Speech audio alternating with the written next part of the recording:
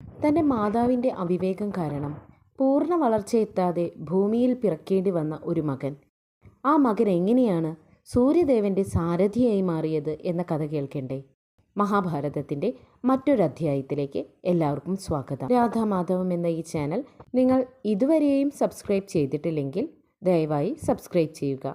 Video ഇഷ്ടമായ മറ്റുള്ളവർക്ക് share ചെയ്യുവാനും ലൈക്ക് ചെയ്യുവാനും മറക്കല്ലേ. ഒരിക്കൽ ഒരു ഗ്രഹണമുണ്ടായി. ഈ ഗ്രഹണ സമയത്ത് സൂര്യഭഗവാനെ രാഹു വിഴുങ്ങാനായി വരുന്നത് കണ്ടു. ഈ ഗ്രഹണ സമയത്ത് രാഹു എന്തിനാ സൂര്യനെ വിഴുങ്ങുന്നത് എന്ന് ചിന്തിക്കുന്നുണ്ടാവും അല്ലേ? ഇതിന് പിന്നിലും ഒരു കഥയുണ്ട്. പണ്ട് പാലാഴി കടഞ്ഞെടുത്ത് അമൃത് സേവിക്കുന്ന സമയം അസുരനായിട്ടുള്ള രാഹു ദേവന്മാരുടെ കൂടെ ഇരുന്ന് അമൃത് പാനം ചെയ്യുകയുണ്ടായി. അമൃത് ദേവന്മാർക്ക് മാത്രമുള്ളതാണ്. അമൃത് കഴിക്കുന്നതിലൂടെ പലതരത്തിലുള്ള അത്ഭുത സിദ്ധികളും ആ കഴിക്കുന്ന വ്യക്തിക്ക് ലഭിക്കും. പ്രത്യേകിച്ച് അമരത്വം. ഈ പ്രത്യേക തരത്തിലുള്ള സിദ്ധികളും അമരത്വവും അസുരന്മാർക്ക് ലഭിച്ചു കഴിഞ്ഞാൽ അത് ഭൂമിയിൽ പലതരത്തിലുള്ള വിപത്തുകൾക്കും കാരണമായി മാറും. ഈ സമയം ദേവനെന്ന വ്യാജേന ഒരു അസുരൻ അമൃത് പാനം ചെയ്യുന്നതായി മഹാവിഷ്ണുവിനെ കാണിച്ചു കൊടുത്തത് സൂര്യഭഗവാനായിരുന്നു. ഇതറിഞ്ഞ വിഷ്ണു ഭഗവാൻ ഉടൻ തന്നെ തന്റെ സുദർശന ചക്രം ഉപയോഗിച്ച് രാഹുവിനെ വധിച്ചു. എന്നാൽ അമൃതപാനം ചെയ്തത് കാരണം രാഹുവിന് മൃത്യു കൈവരിക്കുകയും ചെയ്തില്ല. ഇതിന്റെ പക തീർക്കുവാനായി രാഹു സൂര്യദേവനെ ഉപദ്രവിക്കുവാനായി ചെന്നു. എന്നാൽ ദേവന്മാർ ആരും തന്നെ ഈ സമയത്ത് സൂര്യഭഗവാനെ സഹായിക്കുവാനായി ചെന്നില്ല. എല്ലാവർക്കും വേണ്ടി ചെയ്ത ഒരു ഉപകാരം തനിക്ക് തന്നെ ആപത്കരമായി മാറിയത് കണ്ടപ്പോൾ, മാത്രവുമല്ല തനിക്കൊരു ആപത്ത് വന്നപ്പോൾ മറ്റു ദേവന്മാരാരും തന്നെ ഈ സമയം തന്നെ സഹായിക്കുവാൻ വരുന്നില്ല എന്ന് മനസ്സിലാക്കി സൂര്യഭഗവാനെ മറ്റു ദേവന്മാരോടെല്ലാം പൊതുവെ വെറുപ്പായി മാറി. അതുകൊണ്ട് ഇനി ഈ ലോകം മുഴുവൻ നശിക്കുകയാണ് നല്ലത് എന്ന് സൂര്യഭഗവാൻ നിശ്ചയിച്ചു. അങ്ങനെ സൂര്യഭഗവാൻ അസ്തമയ പർവ്വതമണിഞ്ഞു. രാത്രി ഭയങ്കര ചൂട്, ലോകമൊക്കെ തീ പിടിച്ചിരിക്കുന്ന മട്ട്. സൂര്യൻ ലോകമെല്ലാം ദഹിപ്പിക്കുവാൻ തീർച്ചപ്പെടുത്തിയിരിക്കുന്നു എന്നറിഞ്ഞ് മഹർഷിമാരും ദേവന്മാരും ബ്രഹ്മാവിൻ്റെ അടുത്ത് ചെന്നു പരിഹാരം അപേക്ഷിച്ചു. ബ്രഹ്മാവ് ഉടനെ തന്നെ വന്ന് സൂര്യദേവനെ സമാധാനിപ്പിച്ചു. പ്രപഞ്ചത്തിന്റെ നിലനിൽപ്പിന്റെ ആവശ്യകതയെപ്പറ്റിയും സൂര്യഭഗവാനെ മനസ്സിലാക്കി കൊടുത്തു. ബ്രഹ്മദേവന്റെ വാക്കുകൾ കേട്ട സൂര്യഭഗവാൻ തന്റെ തേജോഭാരം കുറച്ചു. ബ്രഹ്മാവ് പിന്നീട് സൂര്യഭഗവാന്റെ സാരഥിയായി കശ്യപ പുത്രനായിട്ടുള്ള അരുണനെ നിയമിച്ചു.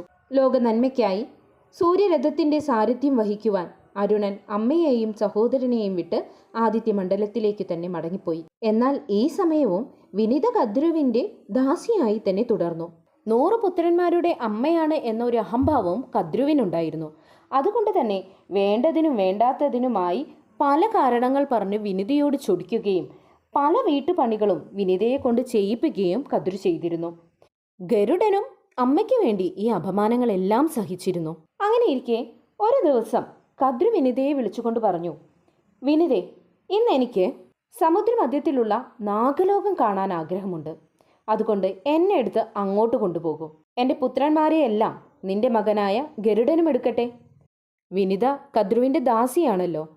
അതുകൊണ്ട് തന്നെ കദ്രു പറയുന്നത് എന്തും സസന്തോഷം വിനിത ചെയ്തു പോന്നു. വിനിത കദ്രുവിനെ ചുമലിലേറ്റി. എന്നാൽ ഗരുഡന് അത് അത്ര സന്തോഷമായി തോന്നിയില്ല.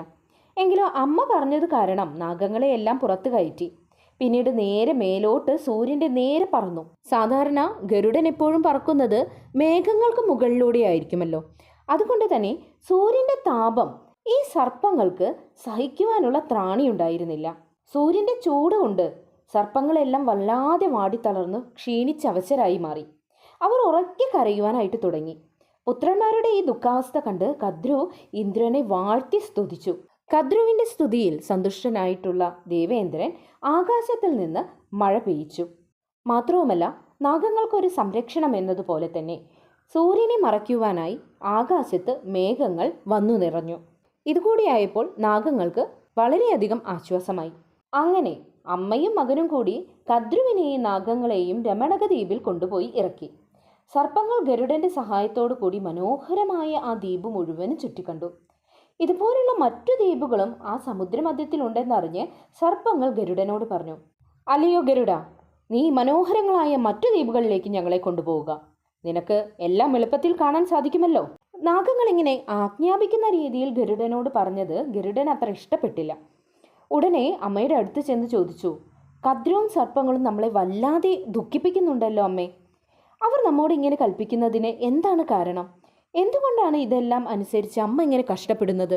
അപ്പോൾ വിനിത ഗരുഡനോട് പണ്ടുണ്ടായ കാര്യങ്ങളെല്ലാം വിസ്തരിച്ചു പറയും. കദ്രുവുമായി പന്തയം വെച്ചതും പന്തയത്തിൽ താൻ തോറ്റുപോയതും കദ്രുവിൻ്റെ ദാസിയായി മാറിയതും എല്ലാം. മകനെ, ഇതൊക്കെ നമ്മുടെ യോഗമെന്നല്ലാതെ എന്തു പറയാനാണ്? ഈ നാഗങ്ങൾ ചെയ്ത ചതി കൊണ്ടാണ് ഞാൻ കദ്രുവിൻ്റെ ദാസിയാകേണ്ടി വന്നത്. നീ ഇതിനൊരു പരിഹാരം ചെയ്യുമെന്ന് അരുണൻ മുൻപേ പറഞ്ഞിട്ടുണ്ട്.